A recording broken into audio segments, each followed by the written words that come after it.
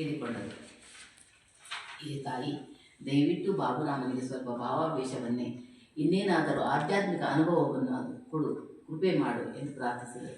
ಜಗನ್ಮಾತೆ ಅವನಿಗೆ ಭಾವಾವೇಶ ದೊರಕದು, ಆದರೆ ಅವನಿಗೆ ಜ್ಞಾನಸಿದ್ಧಿಯ ಸುತ್ತದೆ. ಭಾವಾವೇಶ ದೊರಕುವುದು, ಆದರೆ ನಿನ್ನಲ್ಲಿ ಸಮಾಧಿ ಸ್ಥಿತಿಗೆ ಹೋಗಲಿಕ್ಕೆ ಸಾಧ್ಯ ಇಲ್ಲ, ಆದರೆ ಜ್ಞಾನಸಿದ್ಧಿ ಆಗುತ್ತೆ ಅವನಲ್ಲಿ. ಅವನು ಕಡಿಮೆಯಾದ ಭಕ್ತಿ ಅಲ್ಲ, ಬಹಳ ಒಳ್ಳೆಯ ಭಕ್ತ, ಜ್ಞಾನ ಸಿದ್ಧಿಸುತ್ತದೆ ಎಂದು ಉತ್ತರಿಸಿದರು.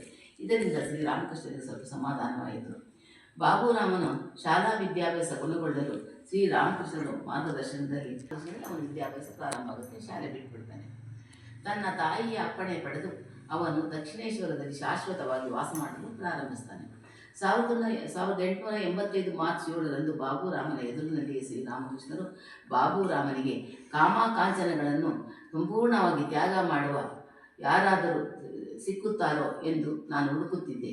ಈ ತರುಣನೊಬ್ಬ ದೊರೆತಾಗ ಬಹುಶಃ ಅವನು ನನ್ನೊಡನೆ ಇರುವನು ಎಂದುಕೊಳ್ಳುತ್ತಿದ್ದರು. ಅದೇ ಅಂದರೆ ಕಾಮಕಾಂಚನಗಳನ್ನು ಸಂಪೂರ್ಣವಾಗಿ ತ್ಯಾಗ ಮಾಡಿದಂಥ ಒಬ್ಬನು ನನ್ನಂಥವನು ಸಿಗ್ತಾನ ಭಕ್ತ ಅಂತ ನಾನು ಎದುರು ನೋಡ್ತಾ ಇದ್ದೆ. ಆದರೆ ಇವನು ನನಗೆ ಸರಿಸಮಾನವಾದ ಶಿಷ್ಯ ಎಂದು ಇಷ್ಟಪಟ್ಟರು.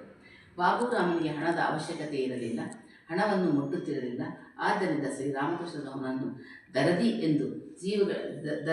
ಎಂದರೆ ಜೀವನದ ಗೆಳೆಯ ಎಂದು ಕರೆಯುತ್ತಿದ್ದರು. ದರದಿ ಅಂತ ಕರೀತಾ ಇದ್ದರು. ದರದಿ ಅಂದರೆ ಜೀವನದ ಗೆಳೆಯ. ರಾಮಕೃಷ್ಣರಿಗೆ ಎಲ್ಲನ ಒಂದು ಆಸೆಗಳಿಗೆ ₹1 ಬಿತ್ತು ಅಂದರೆ ನಾವು ಅದನ್ನು ಮುಟ್ಕೊಳ್ತಾನೆ ಹೋಗ್ತಾನೆ ಇರಲಿಲ್ಲ, ಆಸೆ ಹೋಗ್ತಾನೆ ಹೋಗ್ತಾ ಇರಲಿಲ್ಲ. ಆ ರೀತಿ ಅವರ ಹಣವನ್ನು ಅವರ ಕೈಗೆ ಎಂದಿಗೂ ಮುಟ್ಟಿದವರಲ್ಲ.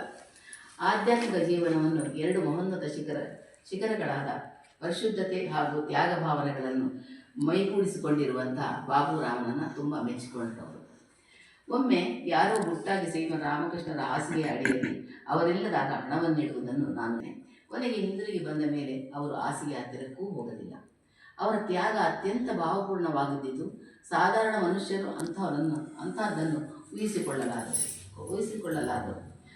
ಕೊಳ್ಳಲು ಸಾಧ್ಯವೇ? ಅವರ ಆದರ್ಶ ಜೀವನವನ್ನು ನಾವು ಪ್ರತ್ಯಕ್ಷವಾಗಿ ನೋಡಿದ್ದೇವೆ.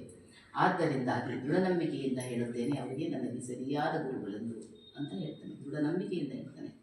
ಶ್ರೀರಾಮಕೃಷ್ಣರು 1886 ಆಗಸ್ಟ್ 16ರಂದು ದೇಹತ್ಯಾಗ ಮಾಡಿದರು. ಅನಂತರ ಸ್ವಲ್ಪದರಲ್ಲಿಯೇ ಶಿಷ್ಯರೆಲ್ಲರೂ ಸುರೇಂದ್ರ ಮಿತ್ರನೆಂಬ ಗೃಹಸ್ಥ ಭಕ್ತನ ನೆರವಿನಿಂದ ವರಹ ನಗರದಲ್ಲಿ ಮೊಟ್ಟ ಮೊದಲು ರಾಮಕೃಷ್ಣರ ಮಠವನ್ನು ಸ್ಥಾಪನೆ ಮಾಡ್ತಾರೆ. ಅವ್ರು ಸತ್ತ ಮೇಲೆ ಒಂದು ಮಠವನ್ನು ಸ್ಥಾಪನೆ ಮಾಡ್ತಾರೆ, ವರಹ ನಗರದಲ್ಲಿ ಸ್ಥಾಪನೆ ಮಾಡ್ತಾರೆ. ಬಾಬುರಾಮನನ್ನು ಕುರಿತು ಶ್ರೀರಾಮಕೃಷ್ಣರು ಯಾವಾಗಲೂ ಹೇಳುತ್ತಿದ್ದರು, ಪ್ರೇಮ ದೇವತೆಯಾದ ರಾಧೆಯ ಅಂಶವೆಂದು ಇದರಲ್ಲಿ ಅವತರಿಸಿರುವಳೆಂದು ಅಂತ ವಿವೇಕಾನಂದರು ಒಂದು ಸತಿ ಹೇಳ್ತಾರೆ. ಯಾರನ್ನ? ಇವರನ್ನು ನೋಡಿಬಿಟ್ಟು, ಬಾಬುರಾಮನ ನೋಡಿಬಿಟ್ಟು ರಾಮಕೃಷ್ಣ ಯಾವಾಗಲೂ ಹೇಳ್ತಾ ಇದ್ರು, ಪ್ರೇಮ ದೇವತೆಯಾದ ರಾಧೆಯ ಅಂಶ ನಿನ್ನಲ್ಲಿ ಅಡಗಿದೆ ಅಂತ ಹೇಳ್ತಾ ಇದ್ರು. ಆದ್ದರಿಂದ ನರೇಂದ್ರರು ಏನು ಹೇಳ್ತಾರೆ, ಬಾಬುರಾಮನಿಗೆ ಪ್ರೇಮಾನಂದ ಎಂದು ಹೆಸರಿಡ್ತಾರೆ. ಆವಾಗ ಅವರಿಗೆ ಪ್ರೇಮಾನಂದ ಅಂತ ಹೆಸರಿಡ್ತಾರೆ. ಪ್ರೇಮಾನಂದ ಇಡೀ ಜೀವನವೇ ಪರಿಪೂರ್ಣ ಸಮರ್ಪಣೆಯಾದಾಗಿತ್ತು. ಪ್ರತಿಯೊಂದು ಕಾರ್ಯ ಶ್ರೀರಾಮಕೃಷ್ಣ ಸಾನ್ನಿಧ್ಯವಿರುತ್ತಿತ್ತು. ಕೆಲವು ಸಲ ಈ ದಿನ ಸಾನ್ನಿಧ್ಯ ಅವರಿಗೆ ಗೋಚರವಾಗಿ ತಮ್ಮ ಪ್ರೀತಿಯ ಗುರು ದರ್ಶನ ಅವರಿಗಾಗುತ್ತಿತ್ತು. ದರ್ಶನ ಕೊಡ್ತಾ ಇದ್ದ ಅವರಿಗೆ ಅನೇಕ ಸಾಧನೆಗಳನ್ನು ಮಾಡಿದ ಶಿಷ್ಯರಾಗಿದ್ದರು ಯಾರು? ಪ್ರೇಮಾನಂದರು. ಕೆಲವು ವರ್ಷಗಳ ನಂತರ ಪ್ರೇಮಾನಂದರ ಸ್ಥಿತಿ ಕ್ಷೀಣಿಸಿತು. ಬ್ರಹ್ಮಾನಂದರ ದುಃಖವನ್ನು ನುಂಗಿಕೊಂಡು ಸೋದರ ಬಾಬುರಾಮ್, ಗುರುಸ್ಮರಣೆ ಮಾಡಿದ್ದೀಯಾ ಎಂದರು. ಕೇಳ್ತಾನೆ ಸೋದರ ಬಾಬುರಾಮ್ನ ಕೇಳ್ತಾರೆ. ಯಾರು? ಇವರು ಬ್ರಹ್ಮಾನಂದರು ಬಹಳ ದೊಡ್ಡ ಮೊದಲನೆಯ ಶಿಷ್ಯರವರಿಗೆ ಭಾರತೀಯರಿಗೆ ರಾಮಕೃಷ್ಣರಿಗೆ ಕೇಳ್ತಾರೆ, ಗುರುಸ್ಮರಣೆ ಮಾಡಿದೆಯಾ ಅಂತ ಕೇಳ್ತಾರೆ. ತುಂಬ ಸುಸ್ತಾಗಿ ಮಲಗಿದ್ದಾರೆ ಎಂದರು. ಪ್ರೇಮಾನಂದರು ಕಣ್ತೆರೆದು ನಗುತ್ತಾ ಗೋಡೆಯ ಮೇಲೆ ರಾಮಕೃಷ್ಣರ ಚಿತ್ರವನ್ನು ನೋಡಿ ಕೈ ಮುಗಿದು ಕೃಪೆ ಕೃಪೆ ಕೃಪೆ ಎಂದು ಕ್ಷೀಣ ಧ್ವನಿಯಲ್ಲಿ ಉಸಿರಿ ಪ್ರಾಣತ್ಯಾಗವನ್ನು ಮಾಡಿದರು. ಆಗ 1918 ಜುಲೈ 30 ಮಂಗಳವಾರ ಮಧ್ಯಾಹ್ನ 4 ಗಂಟೆ 14 ನಿಮಿಷಕ್ಕೆ ದೇಹವನ್ನು ಬೇಲೂರು ಮಠಕ್ಕೆ ಕೊಂಡೊಯ್ದು ಗಂಗಾ ನದಿ ದಡದಲ್ಲಿ ಅಗ್ನಿಸ್ಪರ್ಶವನ್ನು ಮಾಡಿದರು.